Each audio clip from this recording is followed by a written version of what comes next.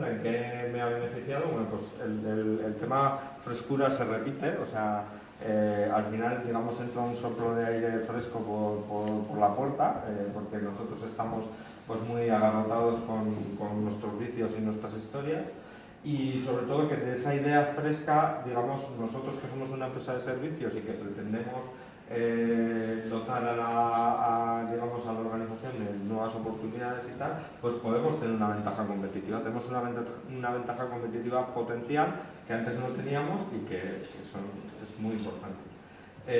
Luego el tema de la dimensión cooperativa y social, bueno, como ha comentado Fernando en la presentación, claro, nosotros hemos necesitado la ayuda de, digamos, en nuestro proyecto se trataba de buscar en el mare magnum de datos, en el Big Data que nos da toda la electrónica, una serie de información para obtener una mejora, ¿no? Y hemos necesitado de un cliente que nos dé ese Big Data, que nos dé esa oportunidad. Ese cliente pues ha sido el Hospital Donostia, al que le agradecemos su participación y que se ha brindado, nos ha abierto las puertas y nos ha permitido. Entonces te da la sensación de, no, y además socialmente estás contribuyendo pues,